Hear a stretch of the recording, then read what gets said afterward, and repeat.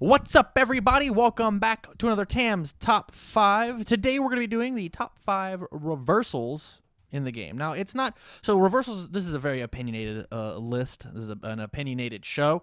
These are my personal favorite 5 reversals that are currently in the game. So, if you have a suggestion for TAM's Top 5, leave it down in the comments down below, or hit me up on Patreon. I would love to...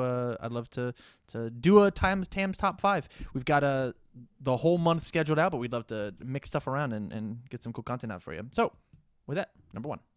Number 1 is Withering Toxin. This is a new card from the world of... This is a new card from 7th Cross. World of Endines is the other one, isn't it? This is a new card from 7th Cross. It's a 4-2 with the 2 mid block, 4 high for 4.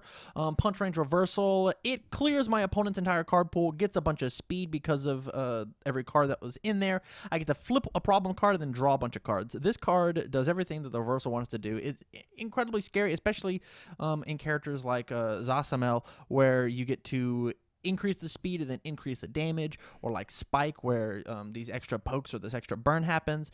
There's just a bunch of really rad options that you can do. Draw X on any card in any card game is very good. Like, that's not always just a good effect. And then I get to personally, when I'm playing the reversal, flip one of the problem foundations is just so strong. There's so many powerful commit foundations or response foundation or something along those lines. It's like something that's going to break my game plan. This card just kind of covers a bunch of different options. Yeah, it's a little scary. It checks a 2, but I mean, it's warranted because sometimes they can get like guaranteed damage. Like if you got 5 cards in your card pool playing against a Cassie Cage and I block reversal, I'm going to clear their whole card pool, including all those foundations they're trying to build down. Such a good card. So good. Number 2. All right, bear with me. This is Kangu Kakurensetsu. Kakuretsu... Susan. It's Susan. Its name is Susan. So, it is a 5-3 with a 0 low block, 5 mid for 4. Fury powerful 2 weapon. This card is really only played in Akuma 2 dot, but it's so strong in him, there's no way I can't leave it off this list. Ready? So, like, Akuma adds a bunch of cards face down to your card pool, and this thing doesn't count towards progressive, or face downs don't count towards progressive in order to play it, as well as I can remove face down cards in my card pool in order to pay for its powerful. So sometimes, if you've got this plus an admission fees, excuse me, you give this thing an extra 2 speed. You can kick 1,000 cards out of your card pool with playing this as, like, I don't know, your 3rd attack on a 5 or on a 7, and just throw in this thing for sometimes upwards of like 20 damage plus Akuma's effect.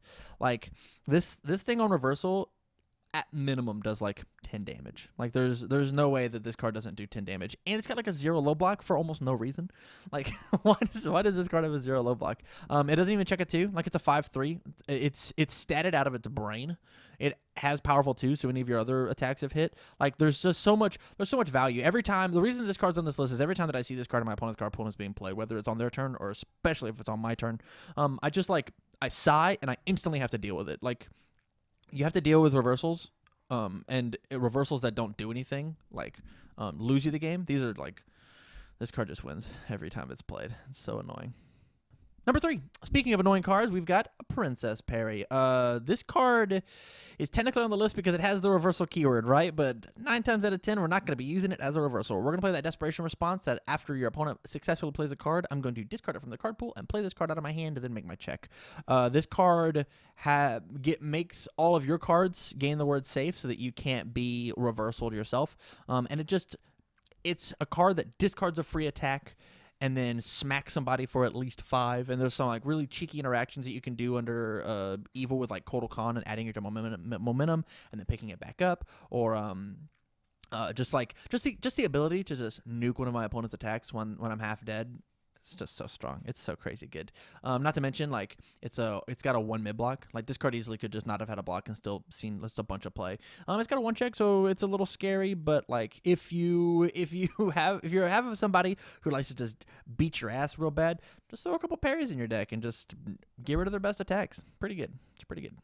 Number 4, speaking of more annoying 1 checks, man, we got a lot of bad checks on this list, huh? Guardian Slasher. It is a 4-1 with a 1 high block, 3 high for 5.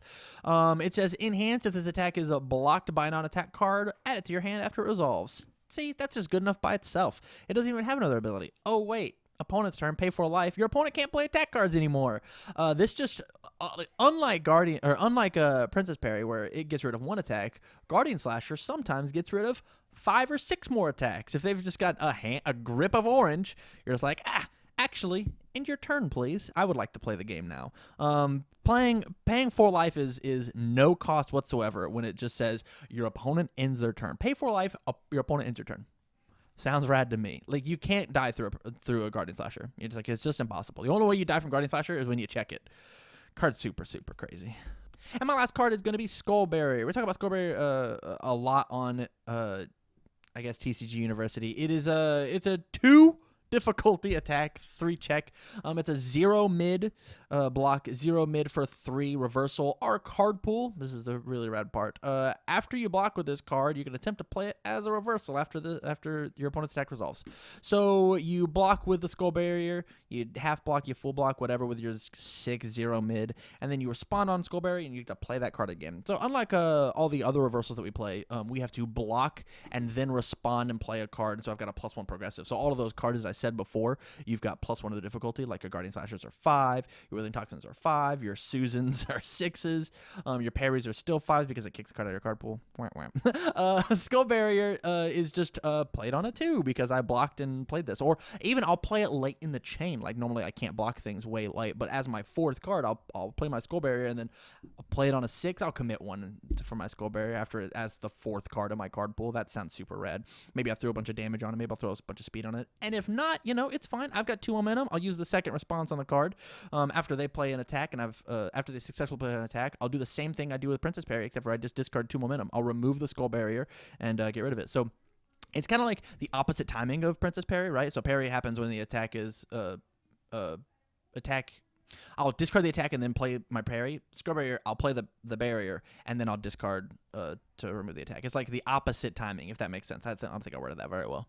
So there was my top 5 reversals in the game so far. Now, this is a very opinionated list, as I said, and there's plenty of more reversals. We easily could have made this Tam's top 10, but those videos are very hard to do.